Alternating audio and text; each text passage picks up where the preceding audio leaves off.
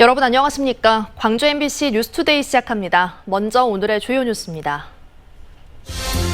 공직선거법 위반 혐의를 받고 있는 이병로 담양군수가 불구속 수사를 받게 됐습니다.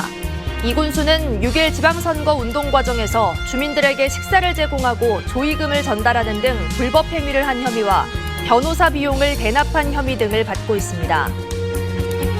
한중 수교 30주년을 맞아 광주시와 전라남도가 대중국 정책에 적극적인 관심과 노력을 보여야 한다는 지적을 받고 있습니다. 포스코 계열사인 포스코케미칼이 근로자 지위 확인 소송을 제기한 직원들에게 자녀 장학금을 주지 않기로 해 또다시 논란이 되고 있습니다. 지역 간 상생협력 사업으로 추진되는 고향사랑 기부금 제도가 농어촌의 활기를 불어넣을 수 있을지 관심을 모으고 있습니다. 공직선거법 위반 혐의를 받는 이병로 담양군수에 대한 구속영장이 기각됐습니다. 경찰은 불구속 상태에서 이 군수에 대한 엄정한 수사를 진행할 계획이라고 밝혔습니다. 임지은 기자가 취재했습니다. 법원이 이병로 담양군수에 대한 구속영장을 기각했습니다. 이미 압수수색으로 증거자료가 확보된 상태에서 경찰이 주장하는 증거인멸의 우려가 있다고 보기 어렵다는 겁니다.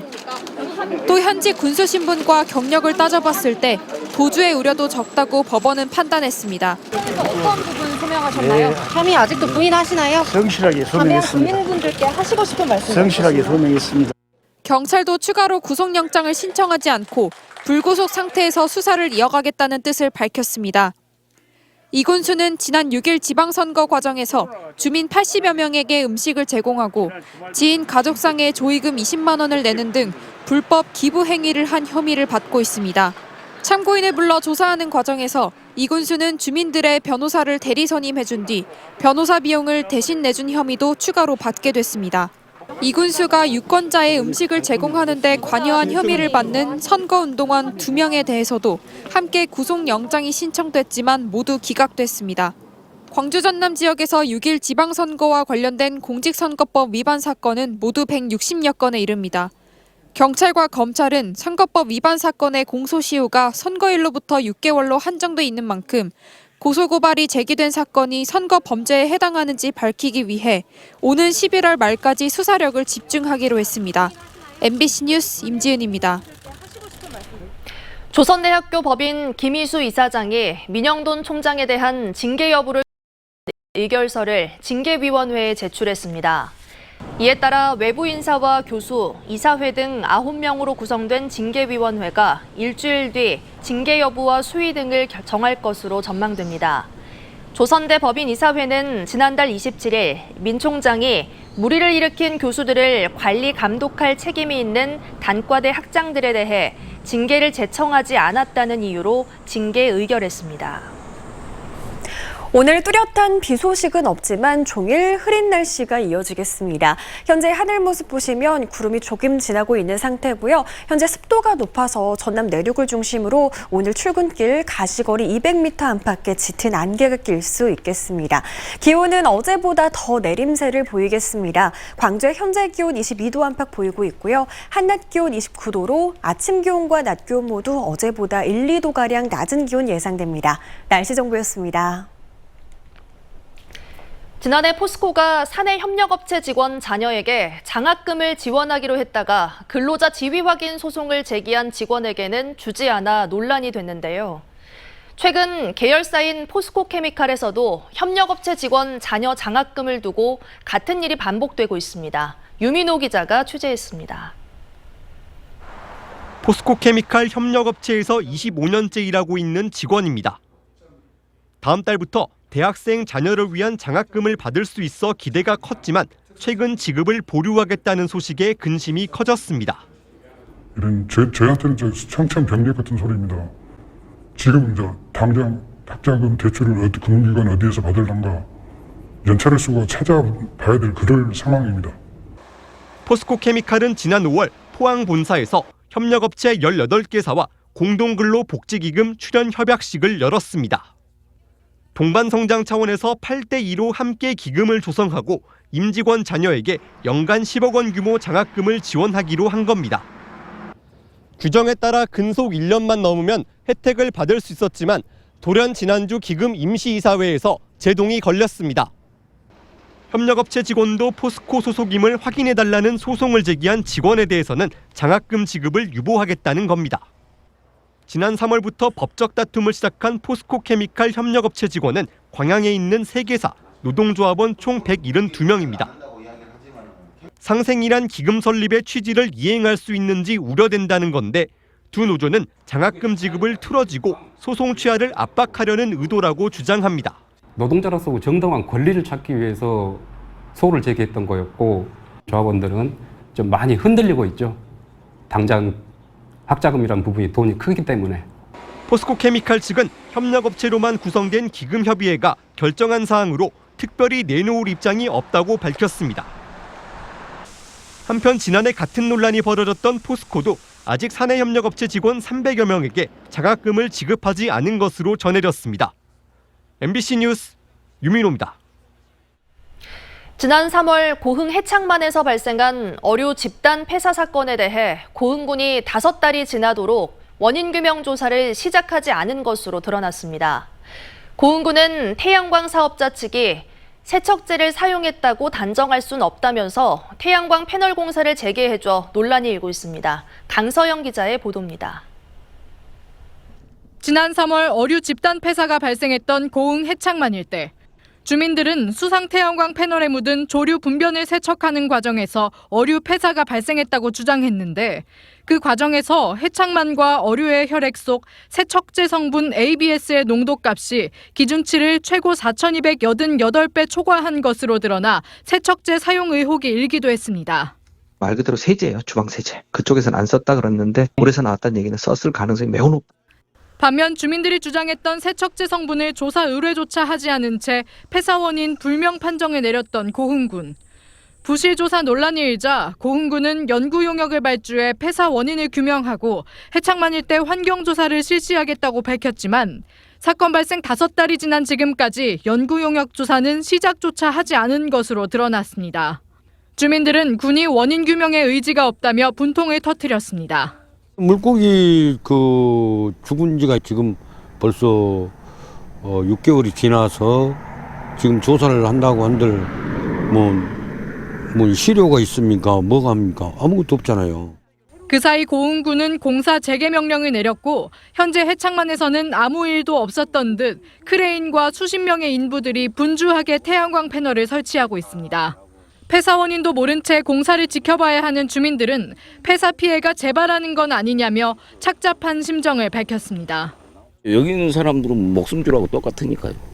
근데 무엇 때문에 어떻게 해서 이렇게 됐는지도 모르는 조차 너무 무시당하고 사는 것 같아서 정말 마음이 아픕니다. 고흥군은 공사 재개에 대해 사업자 측이 세척제를 사용했다고 단정할 수 없고 어류 폐사가 주요 공사 중지 사유도 아니었다는 입장을 밝혔습니다. MBC 뉴스 강서영입니다. 자동차 차체 부품을 생산하는 광주의 한 기업에서 해고된 노동자가 부당 해고를 주장하며 복직을 요구했습니다. 금속노조 광주 전남 지부는 기자회견을 열고 지난 2019년 9월 해당 기업에서 일하던 노동자가 제품 훼손 등 작업장 질서문란과 16년 전 채용 시 학력기재 누락 등을 이유로 해고됐다고 설명했습니다. 노조는 지방노동위원회와 중앙노동위원회, 2심까지 진행된 행정소송 등에서 당시 징계 수위가 부당했다는 판단이 나왔다며 해고된 노동자의 복직을 기업에 촉구했습니다. 전남 지역 노동자 4,600여 명의 임금이 체불된 것으로 나타났습니다. 광주고용노동청에 따르면 올 들어 7월까지 전남의 사업장 1,566곳에서 임금 체불이 발생해 노동자 4,621명이 336억여 원을 받지 못했고 지난달까지 2천여 명의 임금 124억 원의 체불을 청산하는 데 그치고 있습니다. 노동청은 추석을 앞두고 다음 달 8일까지 체불 청산 집중 지도에 나설 계획입니다.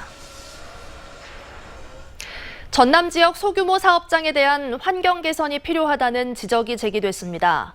전남 소규모 사업장 노동자 안전하게 일할 권리 증진 토론회에서 주종섭 전남도 의원은 소규모 사업장의 안전한 작업 환경이 정착되기 위해서는 지속적인 모니터링이 필요하다고 강조했습니다. 지난해 산업재해로 숨진 노동자는 전국에서 828명으로 이 가운데 80%가 50인 미만 소규모 사업장에서 발생한 것으로 나타났습니다.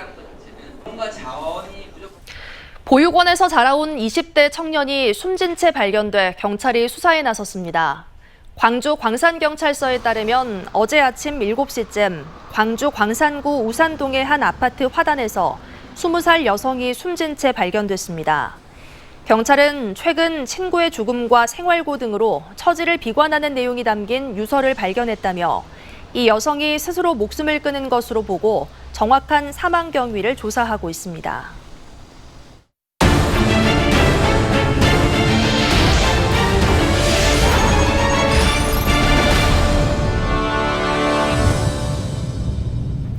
한국과 중국이 수교를 맺은 지 올해로 30년이 됐습니다. 하지만 윤석열 정부 들어 한미동맹 강화에 모든 역량을 쏟아부으면서 중국에 대한 전략은 보이지 않는다는 평가가 나오기도 하는데 광주 전남에게도 중요한 파트너인 중국을 향한 지자체의 정책이 더욱 중요해 보입니다. 보도에 송정근 기자입니다. 광주의 중국 주광주 총영사관이 문을 연 지 올해로 15년이 됐습니다. 주광주 총영사관은 광주 전남북에 거주하는 중국인을 보호하고 중국 입국 비자 발급과 교류 사업 추진 등의 업무를 하고 있습니다. 우리나라에 있는 중국 총영사관 3곳 가운데 하나가 광주에 위치하고 있는데 중국과 광주 전남은 정치, 경제, 문화적으로 전략적인 동반자 관계를 유지하고 있습니다. 2만 2천 명의 중국 교민이 살고 있고 4,600여 명의 중국 유학생들이 여기 와서 공부하고 있습니다.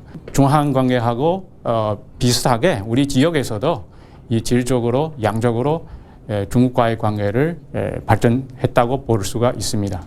지난 1992년 한중 수교가 된 이후 전국 자치단체들은 중국 자매도시 교류를 추진하고 있습니다.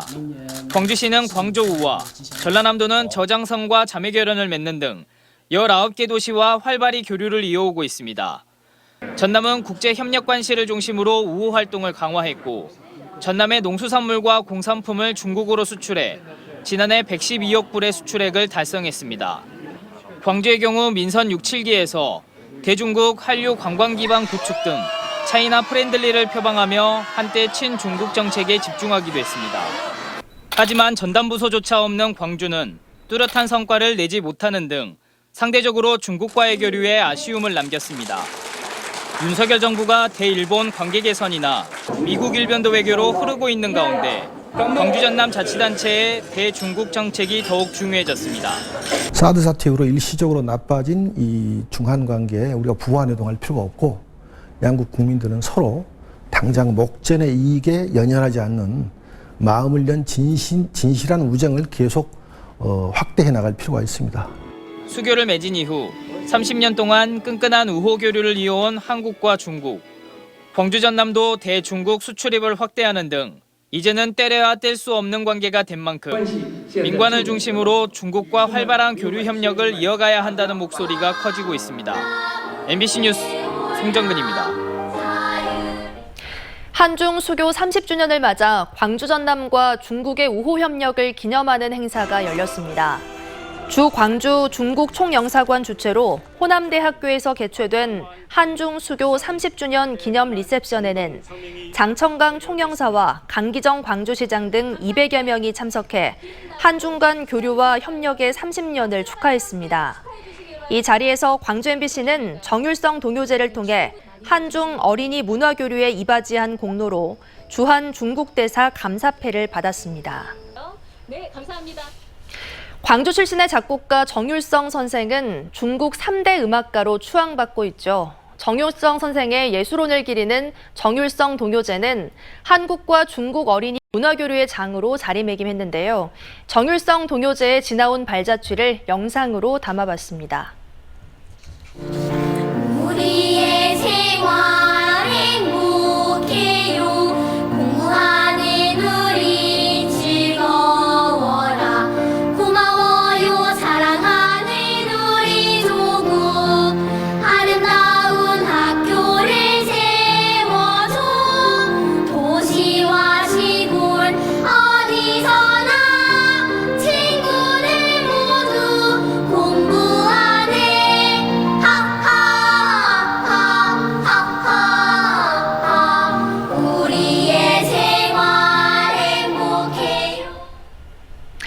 요즘 각 자치단체마다 앞다퉈 홍보하는 고향사랑 기부금, 아직 시민들에게는 낯선 용어인데요. 고향사랑 기부금은 지역 간 상생협력 사업으로 특히 농어촌에서 큰 관심과 기대를 받고 있습니다. 문현철 기자가 고향사랑 기부금의 도입 배경과 내용을 소개해드립니다. 고향사랑 기부금 이른바 고향세법은 지난해 9월 국회를 통과해 내년 1월 1일부터 시행될 예정입니다. 열악한 지방 재정을 감안하고 지역 소멸과 농어촌 고령화 등의 위기를 극복하기 위한 타겟책으로 추진됐습니다. 고향사랑 기부금제의 내용은 이렇습니다. 참여자가 일정 금액을 고향이나 주소지가 다른 지역에 기부하면 세제 혜택과 답례품을 돌려주는 제도입니다. 세액 공제는 10만 원까지 전액 공제하고 초과 금액은 16.5%의 공제 혜택을 줍니다. 답례품은 기부액의 30%까지 해당 지자체로부터 받을 수 있습니다. 답례품은 해당 지자체의 농특산품으로만 할 수 있기 때문에 지역경제 활성화란 일석이조의 효과가 기대됩니다. 이 기부금은 주로 주민복리에 쓰여질 예정입니다. 고향사랑 기부금법에 따르면 기부금은 기금으로 조성해서 취약계층을 지원하고 주민의 문화예술 복원 증진, 주민의 복리 증진을 위한 사업에 사용하도록 정해져 있습니다. 10년 이상 먼저 이 기부금 제도를 도입한 일본은 괄목할만한 성장을 보이고 있습니다. 연간 기부액이 2008년 첫해 81억 엔에서 지난해는 100배 이상 늘어난 8,300억 엔, 우리 돈으로 8조 원을 돌파했습니다. 지난해 기부 건수만 4,400만 건에 달했습니다. 기부 문화가 자리 잡았다는 평가이고 우리나라 지자체들이 기부금 유치 홍보에 경쟁적으로 나선 것도 이 때문입니다. 민간 차원의 도농 간 상생 협력 사업으로 관심도 높아지고 있습니다. 최근 실시한 연구 영역에서도 내년 첫해 전남은 434억 원의 기부금을 모으고 130억 원의 답례품 시장을 형성할 것으로 예측됐습니다. 우리 도가 운영하고 있는 전남 사랑의 서포터즈랄지 전남 사랑 도민증 등과 연계해서 기부금을 낼 수 있는 기부자들 모집단 전체를 좀 늘릴 수 있는 그런 전략들을 추진을 하고 있습니다. 고향사랑 기부금은 지역 소멸 대응 기금과 함께 날로 열악해지는 농어촌 자치단체에 가뭄 속 단비 같은 존재로 주목받고 있습니다. MBC 뉴스 문현철입니다. 광주시의회가 학교 급식비 지원을 위한 추경 예산을 당초보다 25억 원 늘어난 54억 원으로 증액했습니다. 광주시 교육문화위원회는 학교 급식비 지원 예산을 늘려야 한다는 의원들의 지적에 따라 이번 추경안에서 25억 원을 증액하고 학교 시설 환경 개선비를 33억 원 줄였습니다. 또 학교 스마트 기기 구입 등이 포함된 학교 정보화 여건 개선비 300억 원을 전액 삭감하는 대신 다문화와 북한 이탈 주민 교육 지원비는 1억 원으로 6천만 원 증액했습니다. 오늘 뚜렷한 비 소식은 없겠지만 종일 흐린 날씨가 이어지겠습니다. 현재 하늘 모습 보시면 구름은 조금 지나고 있는 상태고요. 대기 중에 습도가 높아서 오늘 전남 내륙을 중심으로는 출근길, 가시거리 200m 안팎의 짙은 안개가 낄 수 있어서 주의가 필요합니다. 기온은 어제보다 더 내림세를 보이겠습니다. 광주의 현재 기온 22도 안팎 보이고 있고요. 한낮 기온 29도로 아침 기온과 낮 기온 모두 어제보다 1, 2도가량 낮은 기온 예상됩니다. 목포와 신안의 한낮 기온 28도로 대부분 지역에서 30도를 조금 밑도는 기온 보이겠습니다. 곡성의 낮 기온은 29도, 여수의 낮 기온 28도 예상됩니다. 바다의 물결은 최고 1m에서 1.5m로 잔잔하게 일겠습니다. 이번 주 일요일 들어 광주의 낮 기온 좀 더 내림세를 보일 전망입니다. 날씨 정보였습니다. 이상으로 뉴스 마칩니다. 함께해 주신 여러분 고맙습니다.